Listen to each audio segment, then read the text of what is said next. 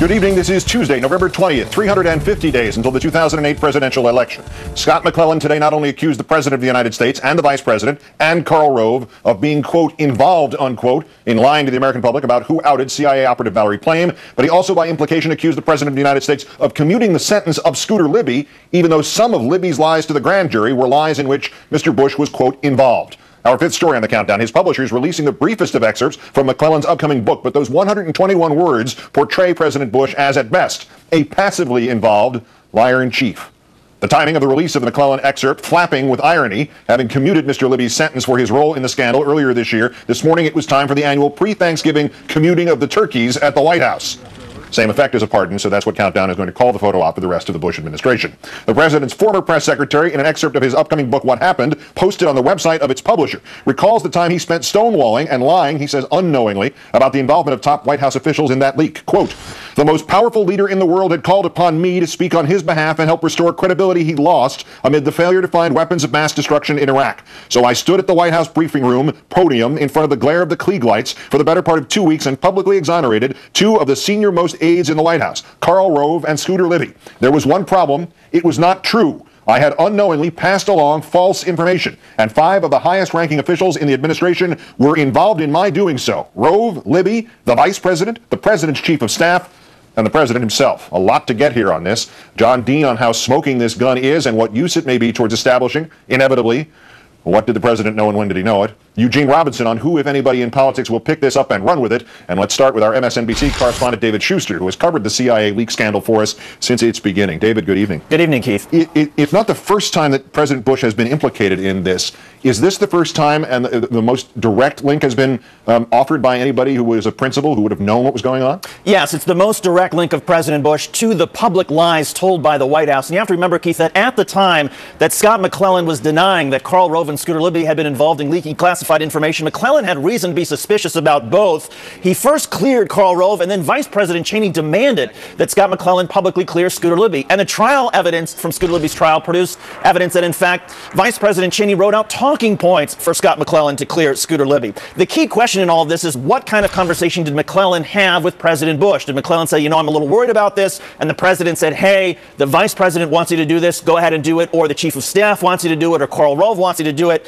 But the Libby trial evidence, Keith, again, this is not the first time that it has shown that President Bush was involved. The Libby trial produced evidence that President Bush, in June of 2003, was interested, according to Scooter Libby's grand jury testimony, in the very first New York Times column that mentioned the possibility of problems with the State of the Union speech and mentioned that an unnamed ambassador had undermined the State of the Union because of a previous trip to the government of Niger. And then in July, according to the Scooter Libby testimony, July of 2003, Vice President Cheney asked Scooter Libby to leak classified information to New York Times reporter Judy Miller, and that Cheney was doing so at the behest of President Bush. So you've got 2 instances already of the president being involved in the strategy, and now, of course, you've got evidence of the president being directly involved in the cover-up on the eve of the criminal investigation and at a time when the public knew that there was a criminal investigation, and there was Scott Mcclellan saying nobody in the White House was involved. The 2-week period to which Mr. McClellan is clearly referring to in that excerpt, September 2003, he told reporters that Karl Rove and Scooter Libby never leaked the identity of Valerie Plame, and he also said that the president knows Mr. Rove was not involved.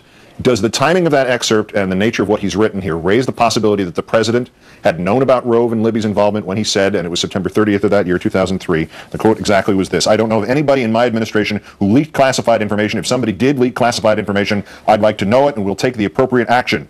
Is there an indication that he knew that wasn't true, yet he kept on denying that he knew the identity of those who were involved? Yeah, there is every indication now that, in fact, the president knew that there had been people in his White House who had leaked classified information. And again, it gets back to Scott McClellan going to the president saying, you know what, I've got some concerns. What should I do? Should I publicly clear Karl Rove and Scooter Libby? At the time, of course, the Libby trial produced the evidence that Vice President Cheney knew that what Scott McClellan was doing was essentially going to be lying to the American public. Now, it's possible, even though Vice President Cheney and President Bush had conversations about the CIA leak case in the summer of 2003, it is possible that Vice President Cheney decided not to tell President Bush to try to distance the president from the lies and the strategy that Vice President Cheney and Scooter Libby were perpetrating on the American people and depend on the grand jury. And I suppose it's also possible, Keith, that if President Clinton said it depends on what the definition of is, then maybe President Bush thought, well, it depends on what the definition of no is. But clearly, this is why Scott McClellan's book is going to be so intriguing. All right, and from the intrigue and the parsing of it, what is the White House saying about this tonight, David? Well, the White House is suggesting that President Bush was misled, just like Scott McClellan, that while Scott McClellan was misled by Karl Rove and Scooter Libby, so too was President Bush. So there you have the White House in the unusual position of trying to water down what Scott McClellan's publisher is putting out there. And yet, at the time that the White House is watering this down, you have a lot of people in Washington who say, wait a second, when it comes to credibility, the people who are saying, oh no, the president did this unwittingly, these are the same people who have such huge credibility problems, Keith, because of this very CIA leak case. MSNBC's David Schuster.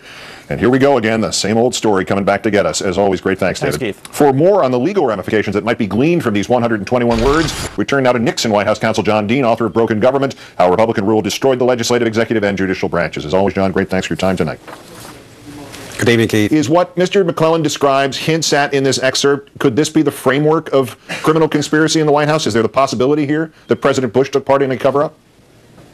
Well, it is pregnant with that possibility, clearly. What you have here is what was conspicuously absent from Fitzgerald's investigation, or certainly anything in the indictments, was a conspiracy. And there is a very clear statute, 371 of the Criminal Code, that says if two or more people get together to defraud the government, and this is a very sort of thing, it could be defrauding the government by denying honest information to the government, that indeed is a very serious felony. So there indeed is the suggestion here.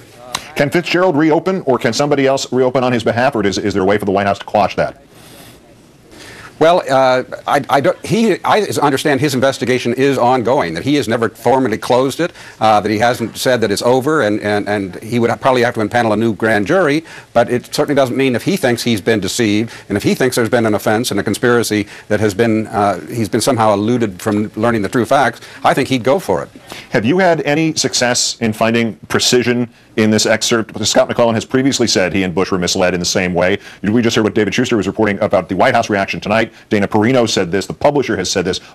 Does that mean Bush was not there for the origin of the lie, but Cheney was, or Rove, or Libby, or Andy Card? Is there anything specific in this? Well, there's very little that's specific in this. I actually thought about calling the publisher today. He's a very able publisher, Peter Osnos at Public Affairs, good journalist. He knows exactly what he's doing. But if he says there's not much more, and that's the indication, I think that's maybe why they put this out as a good tease to get bookstores interested in the book. Is there a straight line, do you think, or does this give us any better suggestion or throw any better light on whether or not there is a straight line from the lie to McClellan, or whoever originated that, and Libby's lies to the grand jury? Well, I think David Schuster put it very well, that indeed there has been an implication of that line all along, and it's a question of whether what he adds next in this very pregnant clause or few paragraphs he's put out in the book. It could well be a direct line. We just don't know at this point. But to that point, David Gregory reporting earlier tonight from the White House that there's not going to be a retraction from McClellan, but it's also unlikely that the revelations would go any further. The phrase was the former press secretary is not going to be taking a hatchet to the president. Is it nonetheless with this time for the House Judiciary Committee to hold some sort of hearing and call Mr. McClellan as a witness and ask him publicly, what did you know? When did you know it? Not to mention, what did the president know and when did he know it? Secondly, well, if the situation were reversed and the Republicans were in control, you can be sure they would be running something like this down from the Clinton administration. But I don't know why that the Judiciary Committee couldn't make at least first an informal inquiry of McClellan's counsel. If they get stiff-armed, just subpoena the manuscript and bring it in and decide whether it should go further. And I would be surprised if Conyers doesn't do something like that, or Pat Leahy in the Senate. Does this whole story here call the Libby commutation into question because of the point that I raised earlier that whoever started these lies, the lies to McClellan and the lies to the grand jury by Libby, were on the same material, and here is a guy saying, I got this from within the White House. Is there the possibility that a commutation can be overridden in some way if a president were found to have been doing that for the purpose of protecting himself, or is the only avenue against him impeachment? Keith, this is about as plenary a power as a president has is the power to pardon. A lot of P's in there. But anyway, there's little that can be done after a president issues a pardon, and it's really not reviewable by anybody. It's not subject to revocation, so it's a fact. It's going to stand. Last point, John, is there something in this for the Wilsons, for Joe and Valerie Plame Wilson, to add the president to the civil suit that they had filed against Rove and Libby et al., and might that be the route by which we finally get the absolute truth in this thing? That's a thin possibility. The case was dismissed on a jurisdictional base, that the people involved were all immunized. Judge Bates said that even lying didn't seem to trouble him, that they were acting beyond their scope of employment. We just don't know what this leads to, and it could well give them another opening.